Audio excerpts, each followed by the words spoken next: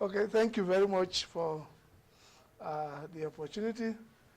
Like she said, the presentations on contemporary issues in Africa that we should take seriously into consideration for inclusion in the post-2015 development goals. Like you're already aware,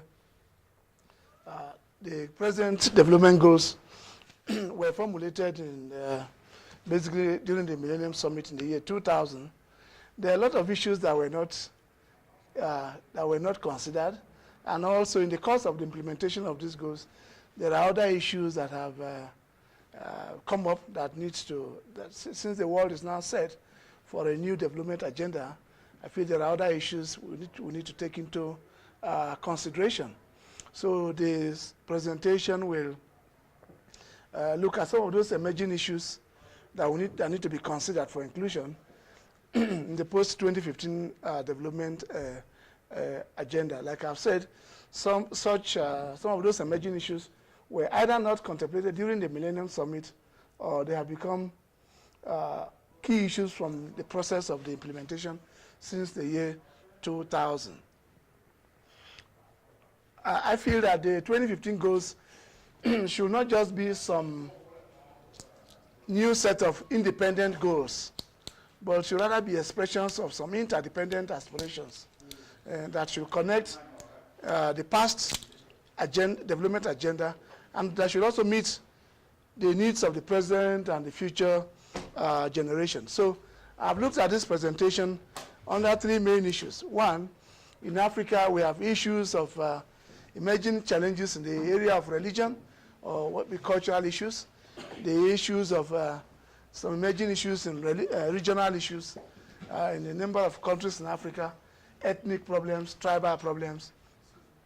And then the third point is the issue of resources. So we'll be looking at these issues from religion, region, and resources. These are three key areas that some issues are coming up which we need to take seriously into consideration. Just a brief background. Since this presentation seeks to discuss the future of the development goals within the context of the contemporary issues in Africa, as you're aware, at different levels around the world, there are increasing dialogue on what should be the next phase of global development agenda. As most people have understood the MDGs to have a terminal year of 2015. If not, if you look at it from the point of the name, Millennium Development Goals, ideally it should be a development agenda for the millennium. Yeah, and the millennium is a 1,000-year period. So yeah, the issue of looking at the MDG as having its last days or last years in 2015, yeah, also is an issue for me of some concern. The summit that brought the goals was the Millennium Summit, and the name quite in place, a Millennium Development Goals. And the millennium is a 1,000-year period. So ideally this agenda should be a 1,000-year agenda. If 2015 is the first phase, like the first bus stop, yeah, we know we're on a journey of 1,000 years. So the first 15 years could just be the first phase, and not that at the end of 2015 is not the end of the millennium. So in the first place, I don't even see any reason why the development goals should end by 2015. Well, you know, it's always not very easy to talk about the future. If you're speaking about the past or the present, it is easier. Easier in the sense that if you're talking of the past, you can point at concrete evidence that have issues that have taken place. If you're talking of the present, you can also point at what is taking place. But when you're talking about the future, a lot of people are not yet aware of what is to come. So it is always beclouded with a lot of reservation. Some predictions may not be very exact. So it's not very easy speaking about what the future of the goals are. But when you look at the history and where we are now, you'll be able to project into the future. So for us to be able to understand very clearly what the future of development goals should be, I think it would be good to take a brief overview of the history and where we are. Then we'll be able to know what is lacking in where we are and where we need to get to. As you know, there's never been an age where human beings never desired for development. So the desire for development is actually a universal desire. There are about 7 billion people who are living on Earth. There is none who is not yearning to become a developed person. So the desire for development is a universal desire. Every age, in every generation, people have made efforts to facilitate the development of their age. But despite the universal desire for development, we are yet to live in a globally developed world. The world is not yet developed.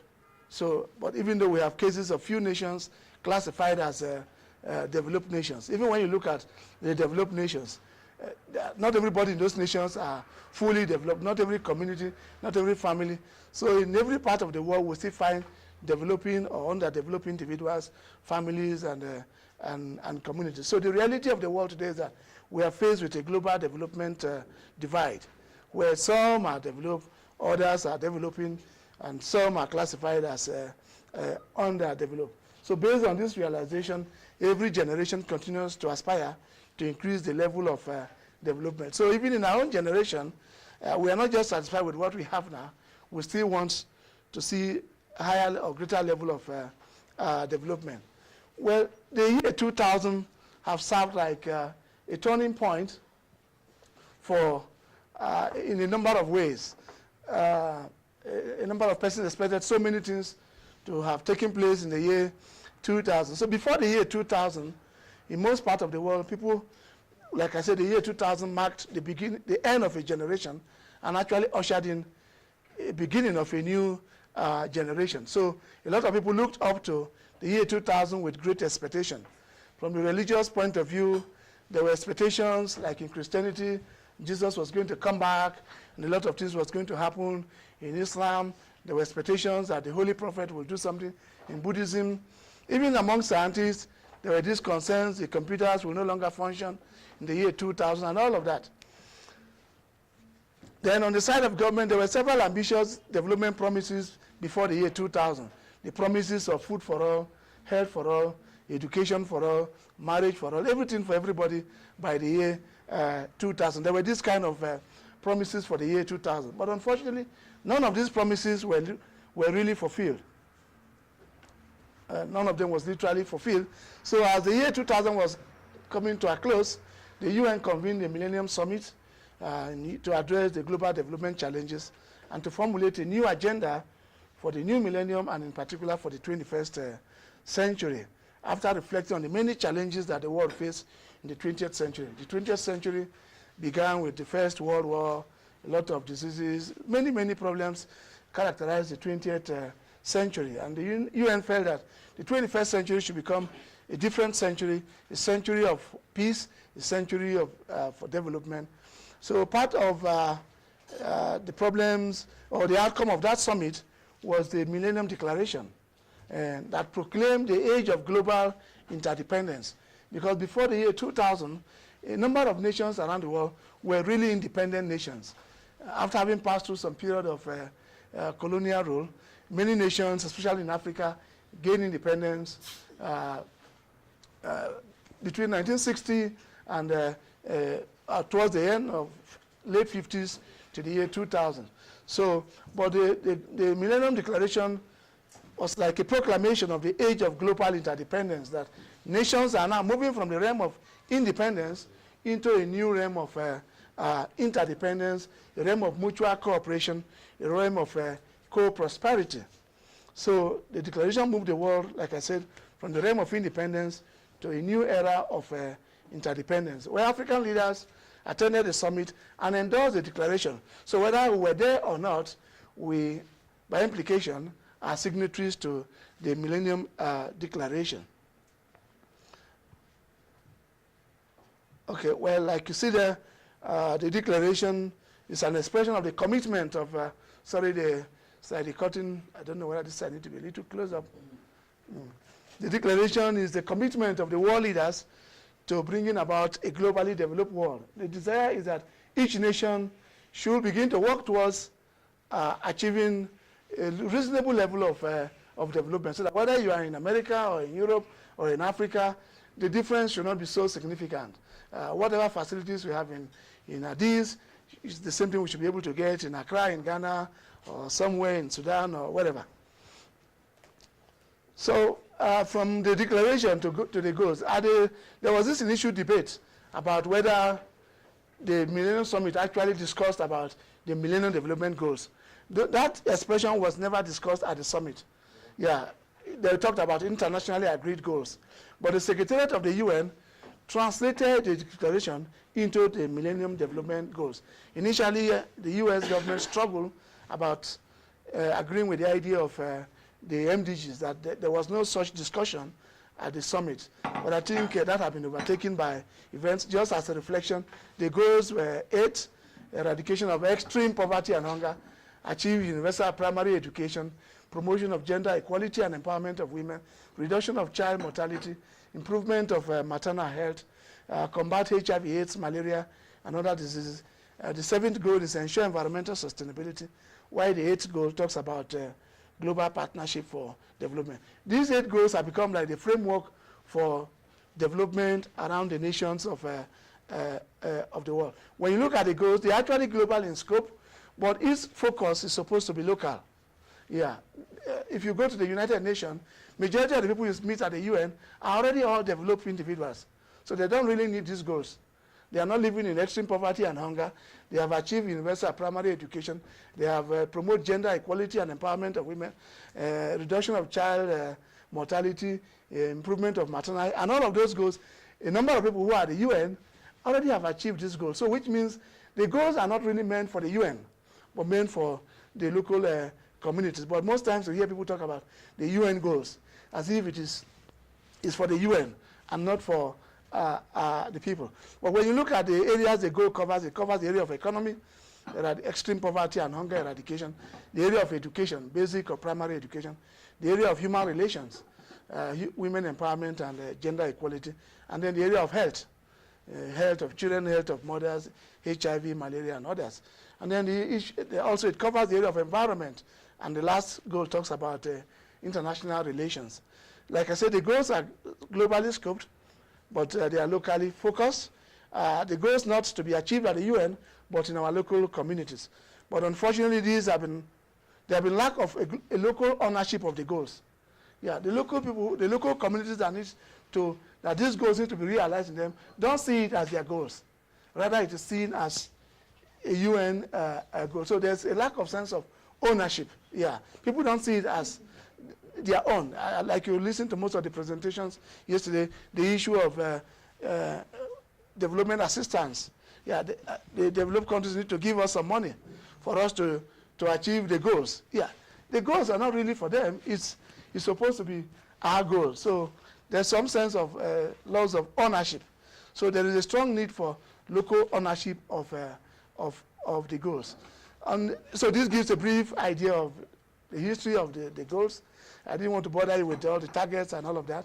On the present state of the goals, as of 2007, former UN Secretary General said Africa may not achieve the goals unless some extraordinary measures were adopted. And as you can see, many nations in Africa also have their own development agenda. Nigeria has Vision 2020, Kenya has Vision 2030, Burundi had 2025. Yeah, different nations in Africa. I don't know what's Ethiopia's goal. 20. Oh, okay, Ethiopia is probably unique. Most of the nations in Africa have other development agenda, not for 2015, but they fix other goals, other years. Nigeria is 2020, Kenya 2030, Burundi 2025, and others like this. So, and then as of today, most nations in Africa cannot achieve all the goals, and unfortunately 2015 is around us. So we seem to be in a fix. So what should be the future of the MDGs?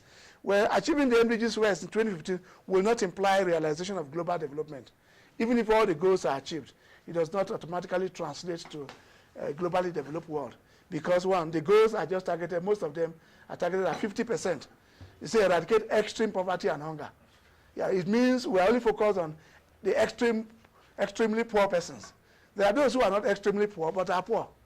They are not reflected in those goals. So eradication of extreme poverty does not guarantee extreme wealth for all. Achievement of primary education does not assure education of everybody. And also, is it really enough to just have primary education? If African nations have their focus that all we want to accomplish is primary education, and a graduate of primary level education really sustain the economy of Africa? Yeah, I don't think so. Yeah, so the issue of gender equality and women empowerment does not address other forms of human inequality. Yeah, we can, if you look at the targets, we can give women positions, like in Liberia, a woman is the president. Do you feel that all women in Liberia now feel they have been empowered because the woman is the president? So there are still issues that it's not enough just assigning some political positions to women. They can be presidents, they can, yeah, while they are good, but they are still not enough. There are other forms of human relationship, ethnic inequality. Like in Nigeria, you have those who say they are major tribes and minor tribes.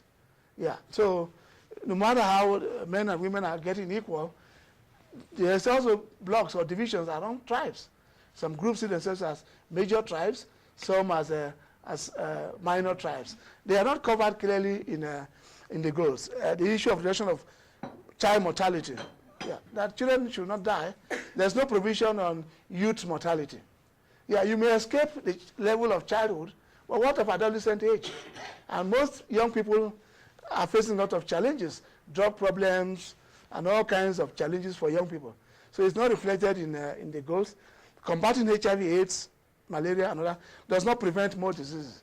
That we don't have HIV is not enough. There are other issues that may still come. Ensuring environmental sustainability does not guarantee effective access to and utility of the resources by all.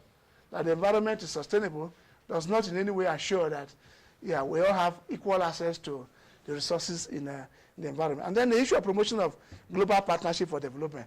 It doesn't enforce local partnership for development. Where we are focused on partnership between America or US and Africa, Europe and Africa, yeah, that does not compare the local partnership within the nations, or even local partnership, say, within the continent. So being aware that the target here seems not realistic for most nations, there's a new thinking now focused on post-2015. And then again, the MDG 2015 is not an end of development road, but just a process towards global development. So there's a need for us to think beyond 2015, because the ultimate hope of all people is the realization of what global development, which does not just mean development at a global level, but the development of literally everybody in the world. Unless about 7 billion people become developed persons, we will never arrive at a globally developed world.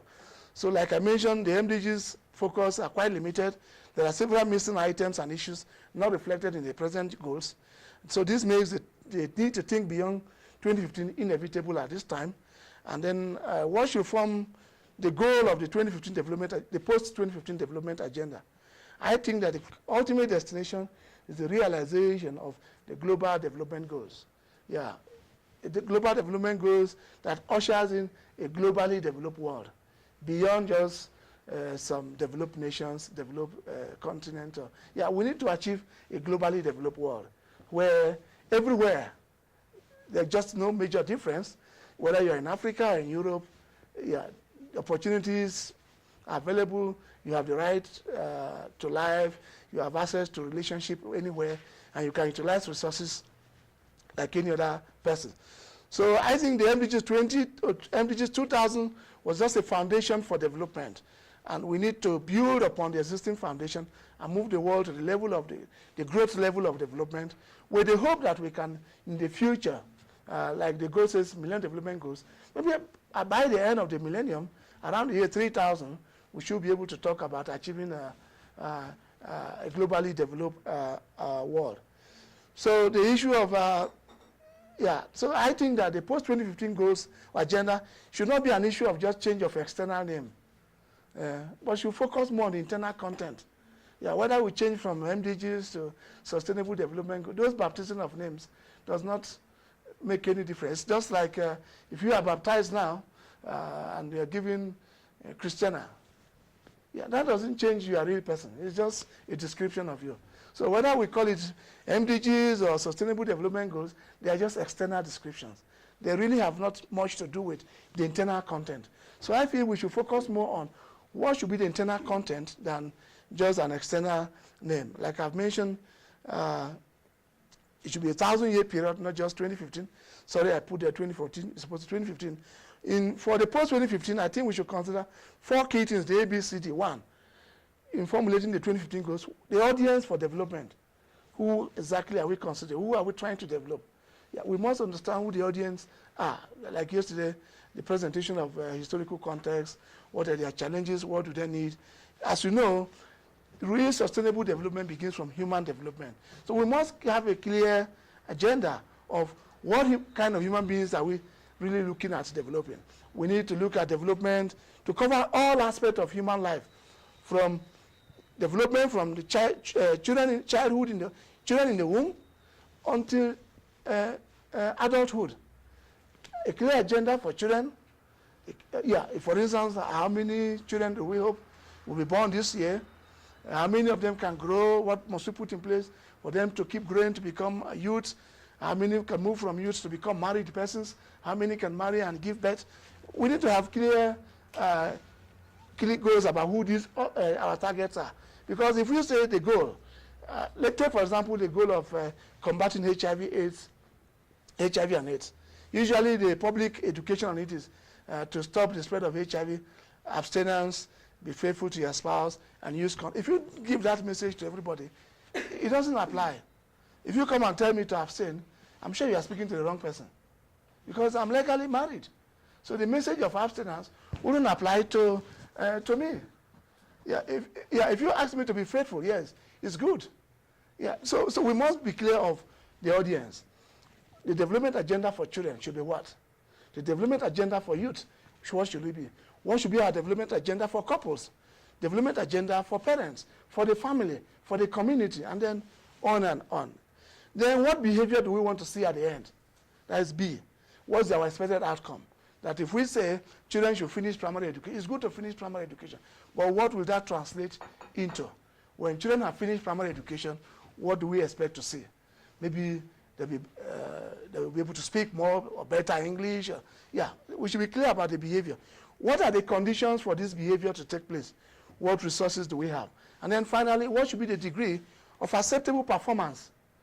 At what level should we reach and say, yes, this individual achieved the goal, or this nation has achieved the goals? Like you saw in the 2000 targets, sometimes they say 50%. We must be very clear about degree of acceptable performance. So I feel these 4 points need to be considered. A, B, C, D. Audience, the behavior expected, there is expected outcome, the conditions on which this development will take place, what is available. If you talk about development, for example, in Nigeria, there is oil, there is enough of sun. So if provided oil and sun, what should we accomplish? If you come here, it may not be the same thing here. Provided you have, I don't know what you have so much here, wonderful mountains and whatever, what should you do? We must look at what resources are available upon which this development will take place. I also feel that we need to take into consideration very seriously the fundamental principles for development. As you know, development does not take place on the basis of some division or struggle. Development takes place on the principles of harmony and cooperation. So we must take into consideration the need to promote harmony and cooperation as fundamental principles in formulating the 2015 goals. So the issue of global familyhood of humankind, we are all members of one family, whether you are America or British or whatever, we're just all one human family. So the issue of developing one part of the world is not just on favor. It's just really working with your own brothers and sisters. If we understand this, then we will not do anything to undermine the other person. The issue of relationship between spiritual and moral development as well as physical and material development. We don't need to only focus on physical and material development. We also need to consider spiritual and moral development, because the people are not spiritual and morally developed, they're going to have challenges with material and physical development. Because each person you see has an invisible nature you don't see, and the invisible form. So if there is no harmony between my invisible nature and my visible form, then I cannot develop. So when discussing development of nations or development of any area, we must look at these aspects. The third point is that The main unit for human development is the family. Yeah, the family is the central institution for human development, where we learn how to develop.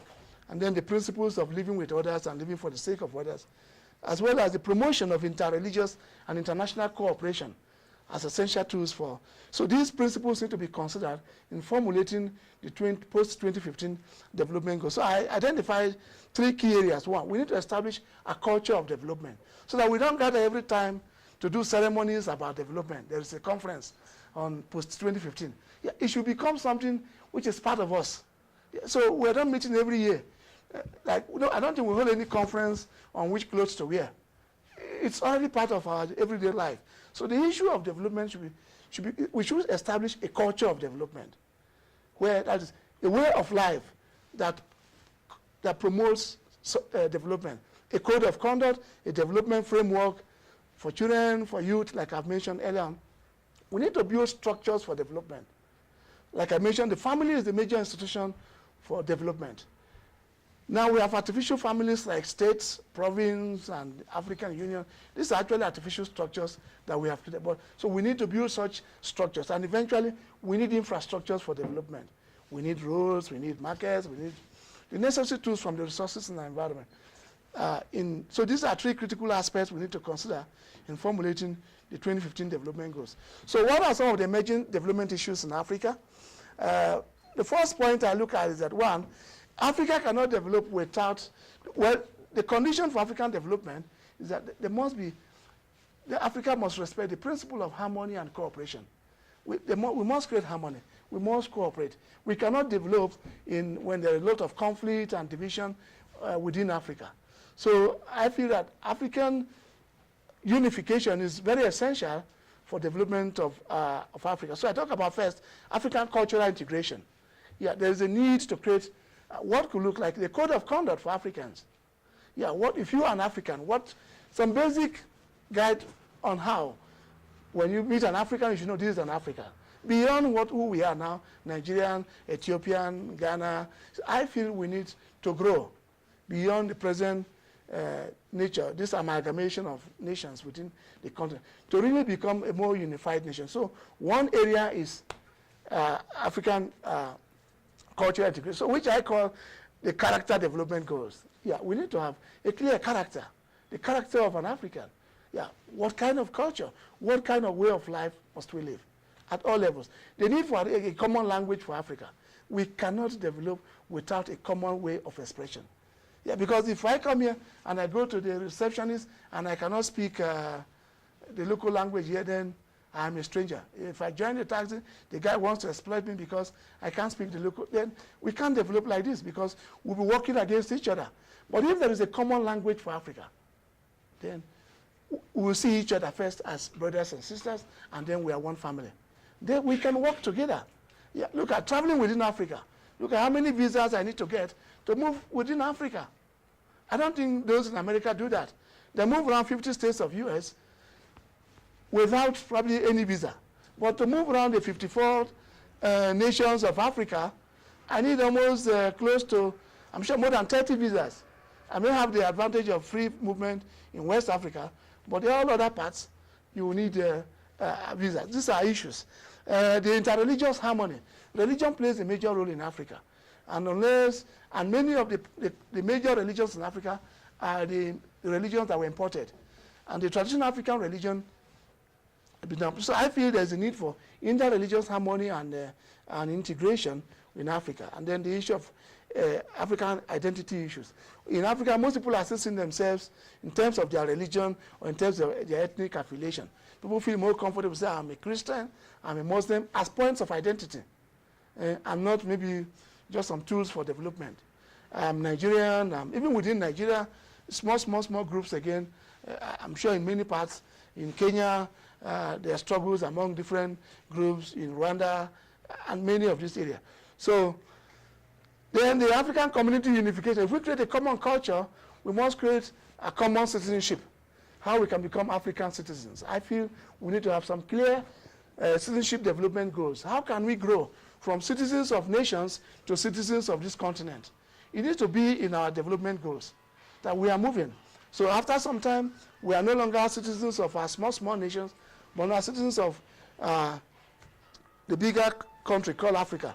So the issue of marriage and family relations, especially now that there are threats of homosexualities, so we need to address the issue of how to strengthen marriage and family in Africa as part of our development agenda.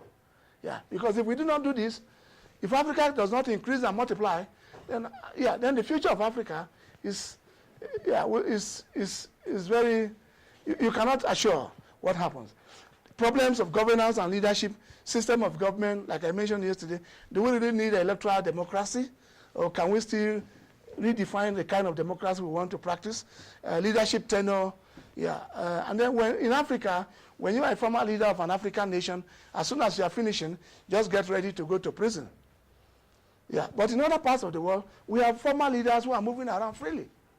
Many nations, there are nations, not individuals, who hate passionately President Bush. But President Bush is still free. But if an African leader, as soon as he finishes his tenure, be sure that either he's going to ICC or he's going to find himself in one prison so this makes African leaders not to think of going. They want to remain.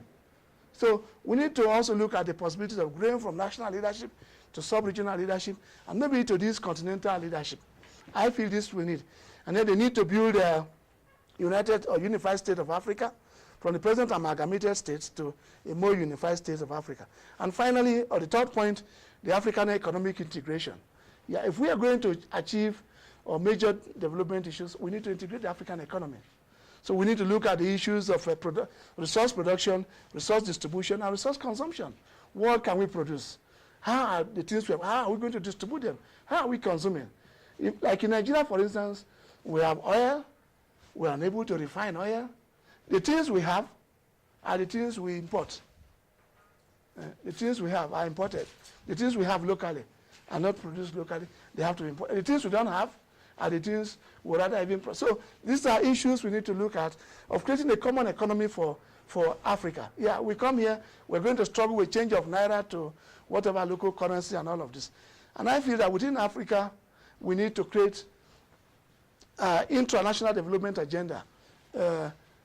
Like you have some countries, but below the countries, provincial level, state levels, or community level development agenda. So I try to look at the present goals and some of the issues. Eradication of poverty. I feel we should not just talk about extreme poverty. Some of us have grown beyond extreme poverty, but we are still poor. So in the new agenda, we should look more at eradication of poverty, not extreme poverty. Since the past 15 years, we have focused on extreme poverty. It is assumed that we would have graduated from extreme poverty class now to poverty class. So we should look at now eradication of extreme poverty and also extreme wealth. Because we can't address extreme poverty without looking at the issues of extreme wealth, where an individual can own resources worth a whole nation. Yeah, our goal should be able to address that. Achievement of universal education. It shouldn't just be primary education. Education at all levels. Like, for instance, in Nigeria, at the moment, last year, 1.7 million young people wrote university admission examination. And the entire tertiary institutions in the country can only admit 500,000, which means 1.2 million young people won't be admitted into any higher institution. And this year is going to increase. So we need to move the goals from primary education even up to tertiary education and have some clear goals. How many persons should complete tertiary education? Because the future of the continent does not depend on those finishing primary education, but those who may be able to complete tertiary level education. I talk about the issue of human equality and relations, religious equality, ethnic equality, national equality, healthy childhood, interdependent partnership. We shouldn't focus on this dependent partnership. The West must help us. Where they help us, we help them. It should be a give and take relationship. I don't think our goals now should still keep us at the point of beggars. We should be equal colleagues because we are all independent nations that have entered the realm of interdependence. I feel we should include interreligious relations, promotion of interreligious harmony as part of our development goals, because religion is playing a major role in a problem in Africa. The issue of African integration. Eradication of corruption. Africa faces corruption problem, and it's not clearly in the goals. So we must have some clear goals of how to deal with the issue of corruption, terrorism, kidnapping, and other criminalities that are emerging now that were not reflected in the promotion of good governance. The issue of peace. I still feel that we should have some roadmap for peace in Africa as part of our development agenda. The issue of character development, I've mentioned this, and all of that there. So in implementing all of these, one of the major reasons for the failure to meet the 2015 that there was lack of ownership. So to avoid this, there's a need to focus on creating ownership of development agenda by individuals. It should become individual development goals, family development goals, community development goals, and on and on and on. So we shouldn't just leave it only at the national level. So I believe if we look at some of these things that I've recommended there, it will be able to help us in formulating a new agenda for 2015 and take into consideration some of the peculiar issues and challenges that Africa needs, which are not reflected in the previous development agenda. Because of time, let me end here. Thank you very much. Not really a question, but I think it's quite a good paper. You see, one issue, one major challenge I think we face in meeting these goals is this consciousness that we have to be scored. You know, everybody is fighting, it's like an exam. Nigeria wants to meet that, so everybody is doing, you can do even some unethical things, so that when the record is taken or the consultants come, oh, I've been able to do this, I've been able to do that. You see, you have raised too many issues in one paper, so I know all of them are quite important. But let me say, these global development goals you are talking about, even though it looks quite appealing, doesn't seem to me to be the key issue. Because, you see, MDGs, that is the baseline goals the world adopted to see how we can move. We are aware every nation has its own programs, but the world expected that, okay, there should be some minimum, there should be some expectation that at least within this period, let's all move along on that. And I think this emphasis on human character, you know, it's every structure to bring about African unification is in place, but we don't get it. ECOWAS Commission, everything seems to be there. And then this thing of African states, and you see, human character is a very big issue. But I think basically, like we said yesterday, it's an issue of leadership here, because it seems we have democratized bad governance. Within the leaders' arrangement, there's this, let's democratize bad governance. It's an unwritten charter. Let's continue to do things. That is why you will see, even though I may not be Ethiopian, I can have a network in Ethiopia that is built on fraud. We can perpetrate any kind of kidnapping or oil theft or whatever thing we want to do. So I think I would suggest that we have African development goals in the post-2015.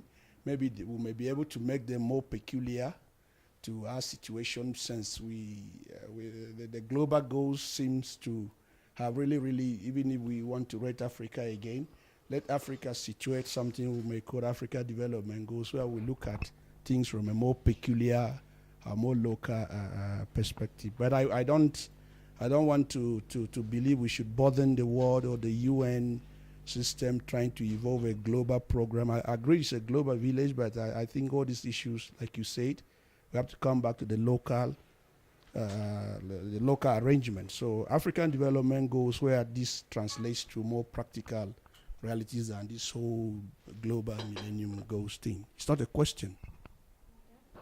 Thank you. Mr. Bancha from Nigeria. I want to commend you, my brother, for well presentation of the paper. There are a few issues I want to also make my comments here. The issue of having an African language. You see, this is a very serious agenda, and we really need to look at it critically. You know, having an African agenda has some historical perspective. We came from different nationalities, even within one country, and everybody is proud of his language. And then we have this unfortunate history of colonialism. There's a world politics involving a language. If you want, in, let's say, Cote d'Ivoire now to have a common language with Nigeria, it becomes difficult, because the French will not want it, the English will not want it. Because all of this is the international colonial politics that is being played even up today. A new colonial system that we cannot run away from. So the issue of an African language can not be possible based on some of this background. What we should do is that if we are looking at the economic basis, yes, fine. Like Europe, they have a single currency, even though they still have their individual currency, but they have a standard single currency, euro, that takes care of all financial transactions within European countries. And it's very effective. If Africa can go beyond political rhetoric and really go ahead to create an African currency, that will really help us in trade integration and monetary policies. And it will push us more in doing some of these things. Economic participation will be more easily done at the African level. Partnership will be very easy, rather than depending on some other currency. For instance, we came into here, if we had a standard African currency, that is what we would have been changing to the bill. But we're changing a European currency or an American currency to get an African currency. I know the whole thing is confusing. So if we really must do that, we must have to look at this aspect instead of thinking of language. Because colonialism and neo-colonial policies will never accept that. Secondly, I want to agree with you on the point of cooperation in terms of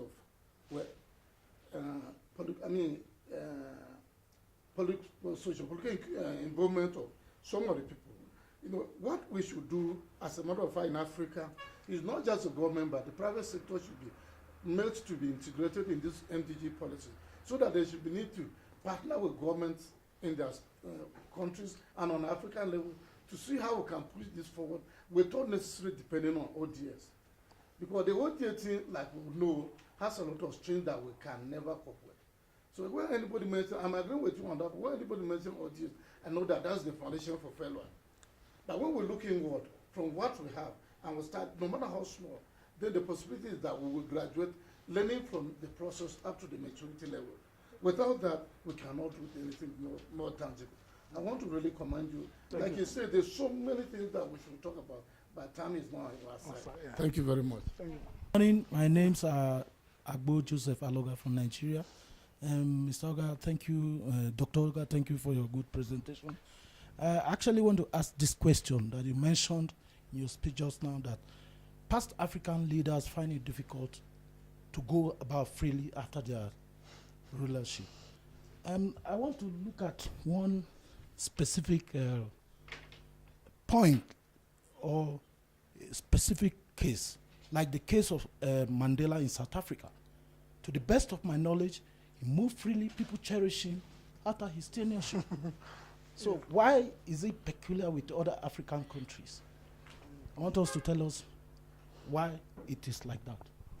Good morning, Timothy from Nigeria. Doc, I must commend you for a beautiful presentation. There are some issues that I want to contribute and also raise in relation to your paper. You will know that, you will recall that prior to today, the UN had already set up a review team of the performance of nations for the past 13 years, now 14 years, when the Millennium Declaration was endorsed. And the review team have clearly reported back to the UN that there have been a clear success story during this period. That poverty has been reduced. That is, within the 13 years, we have recorded the fastest rate of poverty reduction in all nations, including Africa. And even death rates in terms of maternal and child has reduced, and several other issues as contained in the MDG goals have been addressed. They also went further in Rio 2012. All head of states met in Rio and went further to endorse the report. And they agreed that, yes, based on the report submitted and the success story recorded, as 2015 is approaching, instead of closing the whole chapter on MDGs, let's look at post-2015 agenda. And they came up with a post-2015 agenda, which They now gave another deadline for 2013. And on the 2030. And on the strength of it, they developed new set of goals, which are just 5. The goals are: 1, leave no one behind. That is, issue of poverty should not just be half poverty, but that eradication of poverty completely by 2030. Put sustainable development at the core of issue of development. So it's not just about development goals, but sustainable development. That we should be able to transform economies for jobs and inclusive growth, which is goal 3. Goal 4 is to build peace and effective, open, and accountable institutions for all. And goal 5 is to forge global partnership. And I imagine that if you are developing a paper for post-2015 agenda for Africa, there is no way Africa will start discussing issue or coming up with African goals, because the concept itself is not an African concept. It's a UN concept designed for all nations. And I imagine that a paper like this should take the structure of the UN approach. It should take the structure of the UN focus, but now adopt the goals, and on the individual goals, see how Africans can be accommodated in those goals and apply or develop strategies that they can meet the UN set of goals. I see that for us to start thinking of new goals, African goals, or start discussing issues of what Africa should do, which is outside the UN agenda, which you also know that we adopted it at the last UN General Assembly. And these goals were adopted for post-2015 program plan of action, which we have come back and we are supposed to start working on it. It will be a bit state of confusion that will be creating. So rather, I will imagine that we participants here should go back and try to look at the issues raised at the UN on the post-2015 and see how Africa can be accommodated in these 5 goals. And we see how we'll be able to develop strategies that will be able to improve our lives, improve our economies, and adopt several other strategies that will be able to, by 2030, we'll be able to achieve these goals that have been set up. That's my contribution, and also my worry on the presentation that it is a bit digressing from the UN's focus. And I also have to raise it that there is no way you now come after 15 years or 14 years, you will come here and start condemning what the UN has done. And then we'll start complaining on some of these goals that have been set up.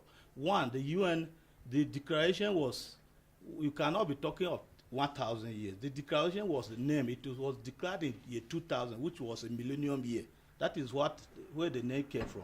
It's not that it's millennium, so it should be 1,000 years. And I think that also, people should not be confused about that. It's because the declaration was in 2000 that it became millennium goals, developed in the millennium year. You know about the millennium year 2000. That is how the goals came up. And the goals were also established based on series of conferences or something of which all African heads of, most African heads of states were part of. So for us to come, and even the post-2015, at the Rio summit, African heads of states were there.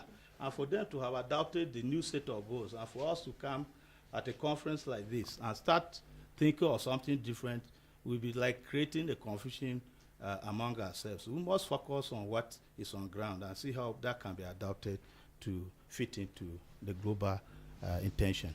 Okay, basically, the first was a comment, and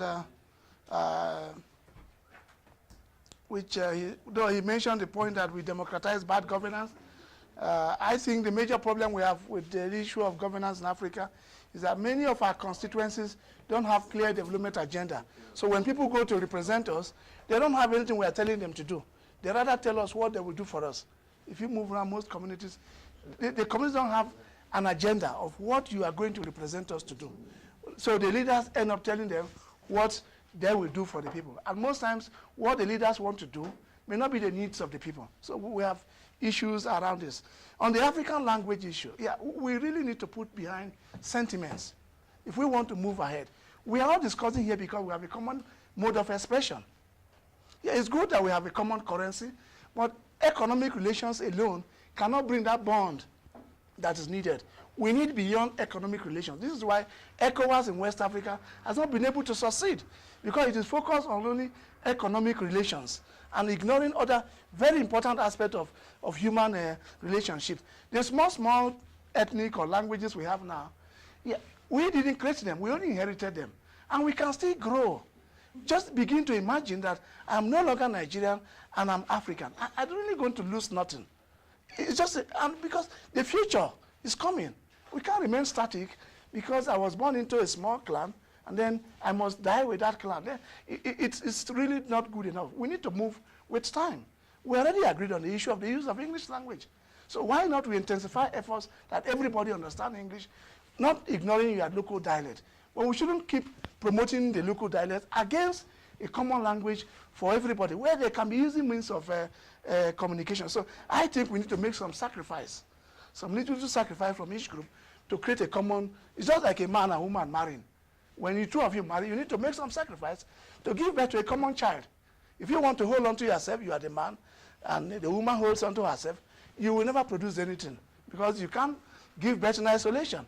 The issue of other African leaders, well, Mandela's case is one out of very many. President Obasanjo is struggling. Charles Taylor is in prison. They are all here and there. Yeah, because truly speaking, we have not put our house in order. And therefore, what happens in Africa is not decided by Africans. Others decide for us what we must do. Charles Taylor is not tried even clearly here. He's not in prison in Liberia, but he's in prison somewhere else. Can we also bring Bush or former British Prime Minister to also question them on their role in Iraq? They didn't commit any atrocity. Why? So there are these politics that play on, and I think, so on the wonderful issues you raised, sir, yes, I really not against the UN, but the discussion along the post-2015 are not closed discussion. They can never be closed, because the UN itself does not have the monopoly of knowledge. On a daily basis, new issues are being discovered. Before this time, if you were asked how old you are, you will count your age from the day you were born. Not so? But now we know that life begins before we are born. So the children who are being born now, we count their age from the womb. So when new discoveries come, we must adapt to those changes. Those and the leaders that represent us at the summits do not truly carry, they never hold any consultation with the people. They just go to endorse ideas of a few. So we're not really against what the UN is doing, but at the same time, we must acknowledge some special situation that we find ourselves and bring in those situations. And because now, why didn't we achieve 2015? Because it is formulated for us. We weren't involved enough. And our people are not involved until now. So I think that we still need to look at these emerging issues and fix them into our ongoing development process. Why not undermining what the United Nations is doing? But these peculiar issues here, yeah, for instance, the United Nations truly could support homosexual. Should we just say yes because they have said so? I think we need to look at some of our local needs and look at. So, and finally, the issue of Millennium. I read the declaration very well.